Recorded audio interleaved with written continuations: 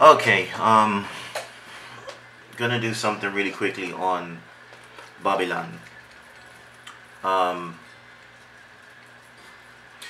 may not consider this to be a essential issue. You may just call it a non-essential issue, meaning it doesn't affect your salvation one way or the other. That may be true, but the reality is, you think about it, if you tell somebody something and they take what you say and they distort it or mess it up, how would you feel about that? Let's say you say that to, I don't know, a superior of theirs, or their spouse, or their child, and they've just distorted whatever it is you said. You're not going to like that. So you have to consider the fact that if you don't like it, then why do you think God would be approving of it if you're distorting His word, whether it's a non-essential issue or not? You have to look at things the way God sees it. So why am I doing this one on Babylon? Because there's a lot of people who really don't know what Babylon is. And I'm just going to say this right off the bat before I even get started. You all need to stop with this Obama is the Antichrist stuff. You need to stop with the Pope Francis is the Antichrist. I mean, seriously. Pope Francis has probably got one foot in the grave already. The temple doesn't even stand. Tribulation hasn't even started. And you think he has at least 7 more years? Because the tribulation period is 7 years. You all need to stop. And with this America is Babylon, you need to stop. You need to stop. You don't understand who and what Babylon is. And hopefully this video would shed some light on the subject. So let's get started. First, you need to understand Babylon is two. A lot of people don't know that. You got to think of Babylon as a nation, a ruling nation who doesn't just rule the world but also rules over the Jews. A nation and a religion. Fundamentally, think of Baal. I'll just say Baal from here on out because most English speakers say Baal, like Baal worship. Think of Baal and Babylon. Two are one. Iron and clay, the two are one. The harlot in Revelation, the harlot and the beast, the two are one. Think of Antichrist and false prophet. Alright, so over and over you see nation and you see religion. To understand the religious aspect of it, you have to understand Baal. And to understand Baal, you have to go all the way back to Genesis. Basically to Nimrod and his mother. Basically, the Bible says Nimrod is a hunter, a great hunter. But it doesn't say anything about him hunting animals. So most scholars that I'm aware of, they consider him to be a hunter of souls of men. Because he is the founder of Baal worship. Shem, who was the son of Noah. Shem found out about this religion, and he went and he cut, according to folklore, he cut Nimrod to pieces. He just shredded him to pieces. Now, it's my opinion, because Shem would have went through the flood. He probably was freaked out about the experience. He knew how far God would go to punish sin, and he probably just freaked out. He probably said, you know what, I'm not going to this again. We just went through the flood a few hundred years ago. You know, I've seen God's wrath. I heard the screaming of people and the pleading for them to get into the ark. I'm not going to that again. So Shem must have freaked out, and he went. He said, I got to stop this right now. And he cut Nimrod to pieces, according to folklore. Now, what that did is that freaked out the priests of Baal and the followers of Baal. So they sort of went underground, basically went into hiding.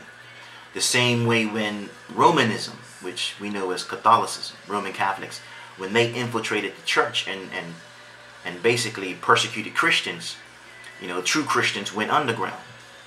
You know, if you do your own research on like the fish symbol on people's cars, those are sort of clues to say, okay, Christians are over here, but as the Romans figured out all the clues, they just basically infiltrated entire church groups, had entire church groups arrested and killed and persecuted and stuff like that. But anyway, that's a different topic. Basically, Baal went underground, and they, according to folklore again, they set up what we will call confession stands. Does that sound familiar? Think of Roman Catholic confession stands. Really, that was a way not for them to confess sins. It was a way for Baal to know what was going on with the people, to find out, what's the nation up to, what's the people up to. And for you Westerners, especially, with your government always spying on you, knowledge is power, and they know knowledge is power. But instead of you taking your knowledge to them, they're coming through your channels, like your phones, your credit cards, your televisions, your internet usage, stuff like that, and they're spying on the people. It's the same thing. It's the same thing, just that one, they go to this confession stand, and the other is they're actually infiltrating your privacy. Same thing. So anyway, that was part of Baal, its origin. But Nimrod's mother basically declared Nimrod as divine. And because he was divine, that made her divine. Hence, the Queen of Heaven. You can see that in the scripture. The Queen of Heaven, who God, it's actually a religion that God hates. You can compare that to Catholic religion as well. Mary being the Queen of Heaven.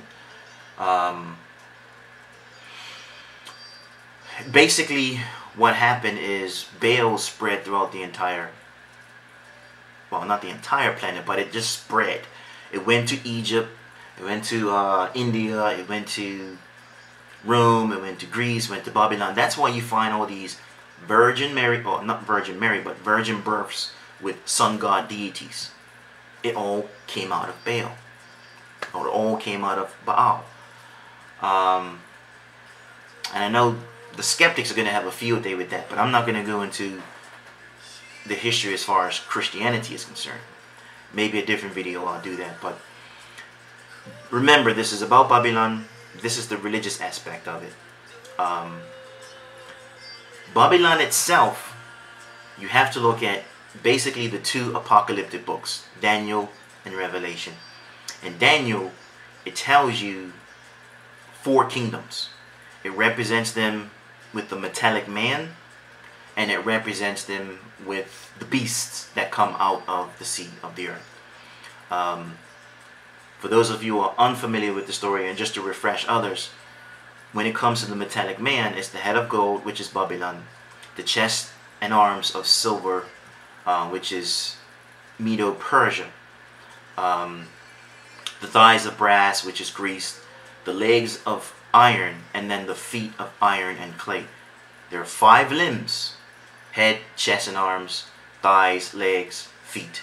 5 limbs, but there's only 4 kingdoms. Why? And this is the part a lot of people miss. Iron represents Rome. Babylon, Medo-Persia, Greece, Rome. But iron is mentioned twice. First, it's just iron. The second time is iron mixed in with clay. It's still iron. It's still Rome. But you have to think, okay, when Rome ruled the world and over the Jews, what was it? It was just a nation. It was just a state. But then came Christianity, and then came Romanism that basically attempted to crush Christianity. And now Romanism, the Roman Catholics, they call themselves Christians, but Rome is now what? It's not just a state. The Vatican is the only thing on this planet that is both church and state. It's iron and clay. Okay, you have to look at Roman's history. And for the people who say that America is Babylon, you really need to stop, because there's only 4 kingdoms. Trying to say that America is Babylon is inserting a 5th kingdom. There is no 5th kingdom, period. The only kingdom that comes after the iron and clay feet is the rock, which is the Messianic kingdom. And that only comes when after the iron and clay feet. Because once the feet are mentioned, then there's another mention about a rock coming and crushing the whole image. When does that happen? Obviously, when you skip ahead to Revelation, when you read the part about how Babylon is fallen, it's not talking about America. You are wrong. Most of you, because you're not pre-tribulation believers, you're this new age pre-wrath or post-tribbers. So some of you think we're in the tribulation period already. I mean, the temple doesn't even stand. The Antichrist is not here. The false prophet's not here. There's not a global currency, but you think we're in the tribulation period. Anyway, so basically, you have to understand the religious aspect of it and then the national aspect of it. So the iron and clay represents Roman Catholicism. Rome was once a state, just the iron. Now it's church and state, iron and clay. Fast forward to Revelation. What does Revelation say? Revelation says, it doesn't call it iron and clay. It calls it a harlot on a beast. You have to get this. It's not harlot and a beast. It's harlot on a beast. It's just like iron is mixed in clay. It's one unit. It's one thing. Now, women tend to represent religions, or I should say females tend to represent religion in scriptures. Like Baal is the queen of heaven, or Israel is the wife of God, or the Christian church is the bride of Christ, or Jezebel. Basically, they represent religions. Beasts, which I didn't get into, but in Daniel, you have the metallic man, but then you also have the beast, like the lion with the wings that were plucked and it was made to stand like a man. That represents Babylon. The lopsided bear with 3 ribs in its mouth, that represents Medo-Persia, because the Persians were bigger and stronger than the Medes. But they were a military force, but it was like, a partnership, a union between those two nations. And the 3 ribs represent the 3 countries that they had to conquer in order to become world rulers. One of those ribs was Babylon. And then there is the leopard, the 4-headed leopard. Now, I don't know if you ever watched any videos on leopards, but they really are very fast animals. In fact, if I had a choice to be chased by a lion or a leopard, if I had to make a choice, I would pick a lion. Because if there's a tree, you can get up that tree probably faster than the lion could. A leopard, there's no safe place to hide from a leopard. It's too fast. It'll run up the tree, and they've even jumped from the top of the tree. And as soon as they land, they're sprinting. It's almost immediate. Where a lion will fall, would probably be clumsy, and it would take a while to get up and pick up speed. I would rather be chased by a leopard than a lion. Why did I say all of that? Because it represents Greece. The leopard represents Greece. And Alexander the Great, he conquered the known and unknown world rapidly. I mean, most large militaries are not that mobile, but he went through it very fast. That's why he's represented as a leopard. The 4 heads represent the 4 generals, because when Alexander the Great died, he didn't leave a successor. So his 4 generals basically divided the kingdom of Greece between themselves. And then comes the great beast, which represents Rome. Again, 4 kingdoms. Those of you who keep saying that America is Babylon, you don't know the scriptures. It's not Babylon. That will make it a 5th kingdom. There's no 5th kingdom in scriptures. It's just 4. So anyway, back to Revelation. The harlot and the beast. The harlot on a beast, not harlot and a beast, sorry. Again, women represent religions, but this woman is a harlot. She's a whore. She's an unfaithful wife. Think of false church. Beast, as I just explained in the book of Daniel, they represent nations. False church, nation. Just like the iron and clay. The only thing on this planet that is a false church and a state is the Vatican. It's the only thing. And if you say, okay, well, you're seeing what you want to see. I'm not seeing what I want to see. History shows this, but if you assume that, there are also other scriptures that actually support what I'm telling you. Like, for example, in Revelation it says that the woman on the beast is made drunk with the blood of the saints.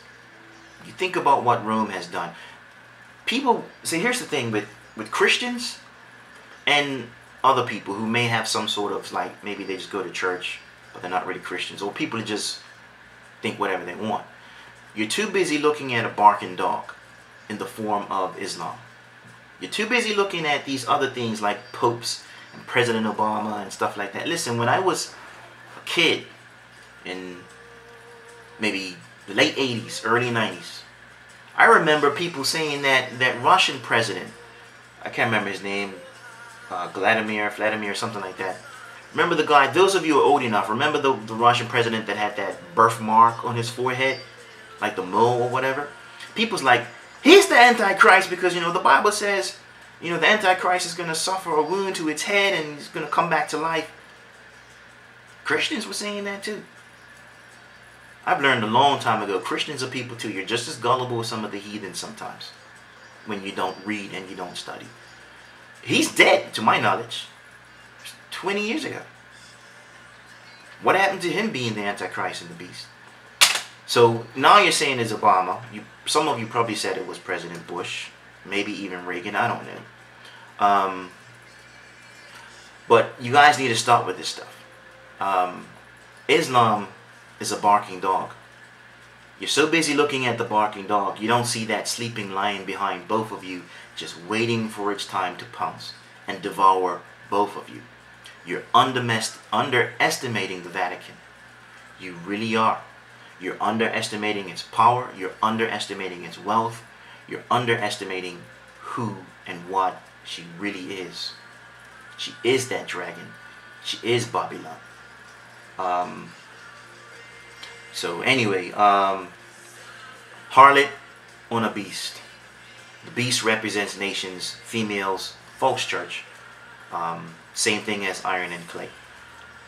One of the clues, the biblical clues, is she's made drunk with the blood of the saints. When Rome conquered Israel, it killed a lot of Jews. When Rome oppressed the Jews, it killed many of them. When Rome scattered the Jews, it killed millions of them. Emperor Nero, when he burned down Rome, what did he do? He blamed Christians, and that led to the persecution and deaths of Christians. Think of the Roman Colosseums. Now you can drink the Kool-Aid as far as, oh, it wasn't so bad. It was bad. Okay. Same thing with, what was I going to say? The Inquisitions. Roman Catholic Inquisitions. They targeted Christians as well. The Jesuit Oath of Induction, which promises to kill evangelicals and Protestants. She's made drunk with the blood of the saints. Islam hasn't killed nearly as many saints as Roman Catholics. So am I seeing what I want to see? No, this is all history. Another clue is the woman that's on a beast rests on 7 mountains. See, the Bible is telling you these things literally as clues for the wise to figure it out. Knowing, of course, that the wise will share it with other saints so that you all will come into one union, one accord, understanding these things. But the Bible says, oh, here is wisdom. In other words, if you're wise, figure this out. Whoever has an ear, let them hear. It says, the woman on the beast rests on 7 mountains. Look at Rome. Even the Roman coin system, the ancient Roman coins used to say Rome, city of 7 hills. Look at the Vatican. The Vatican is built between 7 different mountains. I can't make this stuff up. I'm not seeing what I want to see. That's for real. And then when it comes to the 666, you guys have got to stop with this 666 stuff. You've got to stop. It's not Monster drink. I mean, that was foolish. The woman that made that video saying these are 3 Hebrew characters in the alphabet and they each mean 6, so this is 666. It's the Monster drink. I don't understand why Jews don't even say anything when they hear ridiculous stuff like this. 6 plus 6 plus 6, even if it was Hebrew, is not. But even if it was, that's 18. That's not 666. The number of a man. I'm running out of time. I got 30 seconds. Every clue points to Rome. So 666 must also point to Rome. Vicarius Filii Dei. That is the Pope's mantle. It's Latin. Latin is an alphabet. It's also a numeric system. Add it up. It is 666. Whoever shares that title is the Pope.